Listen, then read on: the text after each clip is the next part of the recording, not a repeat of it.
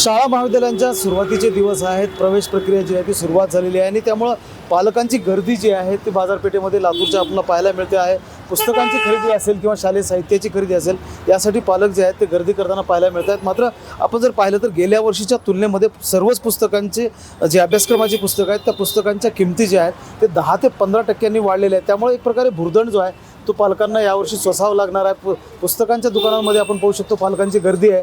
शालेय साहित्यांची खरेदी केली जाते आहे. काही बॅग्स असतील किंवा पुस्तकं असतील, नोटबुक्स असतील, या सगळ्या गोष्टींची खरेदी जी आहे ती सुरू आहे. मात्र 10 ते 15% वाढ जी आहे ती यावर्षी गेल्या वर्षीच्या तुलनेमध्ये किमतींमध्ये झालेली आपल्याला पाहायला मिळते.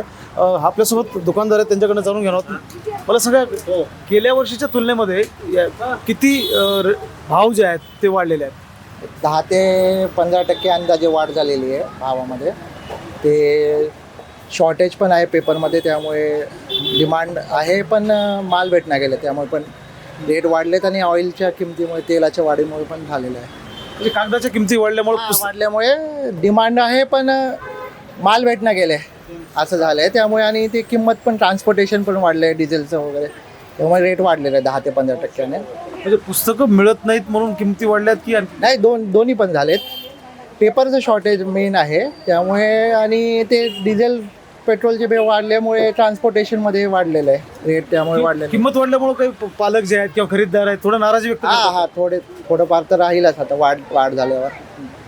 अभ्यासक्रमाची सगळी पुस्तकं उपलब्ध होतात कसं जसं की होऊन जातात. यावर्षी 3-4 वर्गाचे सिलेबस बदलले आहे, त्यामुळे 15 जूनपर्यंत येतील सगळे पुस्तकं. 2री, 3री, 4थी, 6वीचे 2री, 3रीचे आलेत, बाकीचे येतील 15 जूनपर्यंत.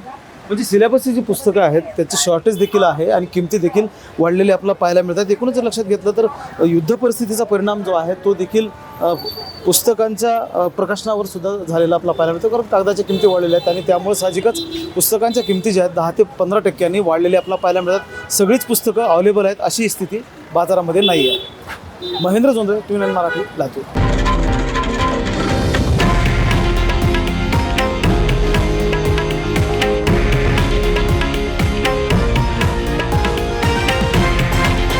हे आहे देशातील नंबर 1 न्यूज नेटवर्क आणि आपण पाहत आहात TV9 मराठी, एकमेव.